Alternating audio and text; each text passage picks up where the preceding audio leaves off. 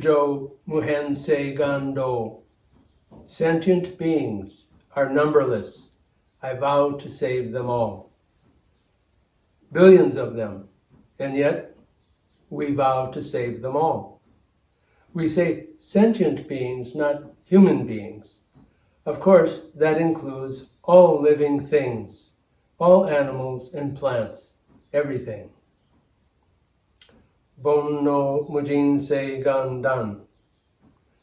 Desires, cravings never end, yet I vow to put an end to all of them. All these desires for satisfaction, all the things that cause us to be angry and so much ignorance that we really don't know how very little we know. We vow to put an end to all of that. Homon Muryo Se Gangaku. The Buddha's teachings are limitless, yet we vow to learn and practice them all. Everything can be a teaching for us. All we need it to do is let go of our preconceptions and delusions. That is our vow as bodhisattvas.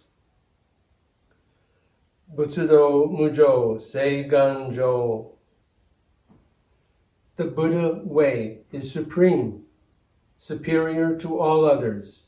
I vow to attain it. The Buddha way is the middle way. It is superior because it encourages us to be kind and compassionate to others and to ourselves as well. And we vow to practice it until we have attained it fully.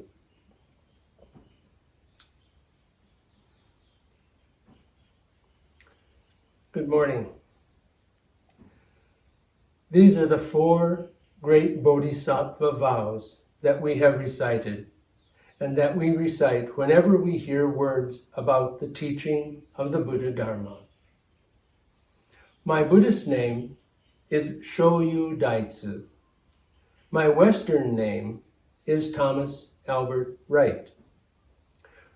Wright means a maker of things. For example, there are the names Cartwright, maker of carts, or Wheelwright, a maker of wheels. When I was a boy, I once asked my father why there's nothing in front of our name. He laughed and said it was because we were the Wrights that didn't make anything. Now, when I was a kid, I thought it a bit strange and felt rather ashamed of my name. But after I began practicing Buddhism, I realized that is exactly what I wanted to do. Make nothing. And that is just what sitting Zazen is for us. The practice of just being and functioning in the present. Human beings. Look what we've done. Europeans crossed the Atlantic Ocean, thought they were superior, and wound up genocidally killing thousands and thousands of the native people, and later imported millions of slaves from Africa, discriminated against the Asian people who came to build the transcontinental railroad. And if that weren't enough, look what we as human beings have and are doing to the environment on a daily basis. Now we are in the midst of a terrible pandemic. Many people are getting sick, or worse, dying.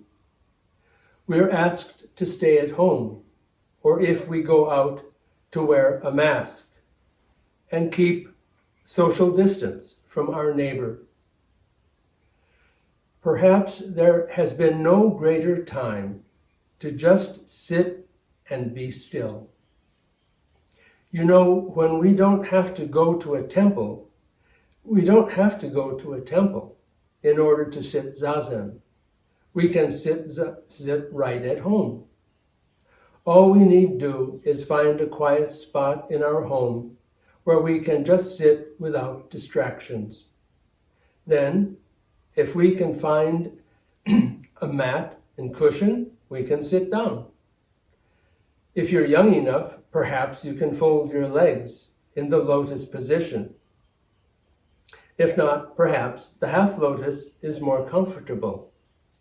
Or if neither of those possibilities is possible, perhaps you can use a bench, as I do, or perhaps a chair. That's fine too. Once we are sitting, oftentimes various things come into our heads. But then we are not rocks. We're human beings. And so that's natural. Sometimes it's a pleasant thought. Sometimes it's a sad thought. Sometimes it's an angry thought.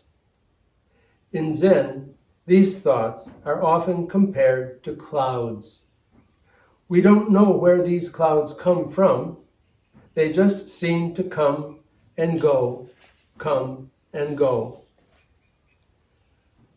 Our consciousness is sometimes compared to a great blue sky. From that, one of our Chinese ancestors wrote this: "The deep sky never impedes the drifting white clouds." Or in Japanese, Choku hakuun no tobu o saizu. In other words, we just sit, letting go of whatever it is that may come into our mind.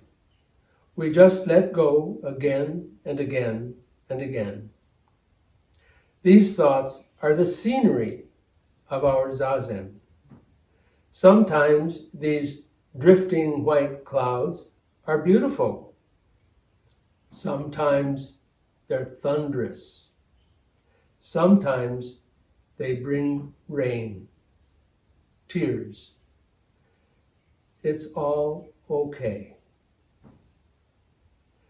Perhaps after 15 minutes or half an hour, whatever feels best for you, we get up and the scenery we're faced with changes. It's no longer just a white wall that we encounter. It's ever-changing scenery. Sometimes we sit at our desk, reading or writing emails.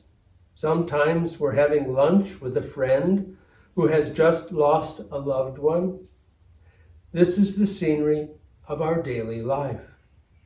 So now it is time to bring the peace and joy we experienced while we were sitting zazen into our daily affairs. To a friend who has just lost a loved one, perhaps all we need to do is be quiet and listen. Perhaps we need to offer a smile or perhaps a shoulder to allow our friend to express their grief.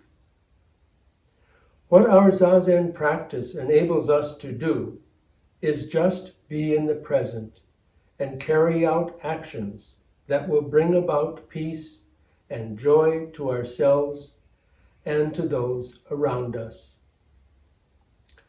I am convinced and firmly believe that the Bodhisattva is the next evolution of humankind. Kannon Bodhisattva or Monju Bodhisattva are famous bodhisattvas, but we are all bodhisattvas.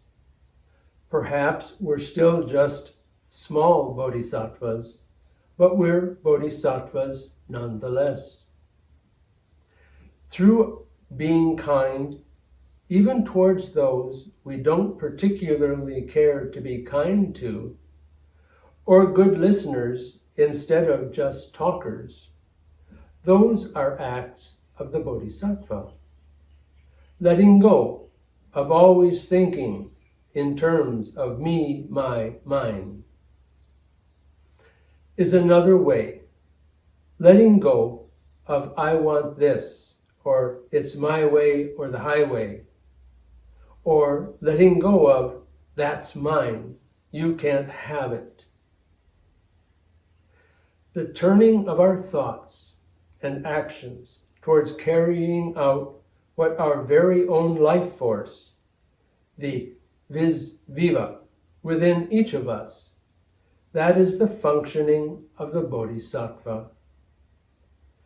Whether humankind will be successful in its endeavors to reverse climate change, I don't know. No one knows. But I think that when our world reaches a tipping point, when humankind realizes that acting and functioning as bodhisattvas is the only way to save our planet from becoming like Venus, then humankind will be acting in harmony with all sentient beings. Thank you. May we take refuge in the Buddha's compassion. May we take refuge in the Dharma teaching. May we take refuge in the Sangha community.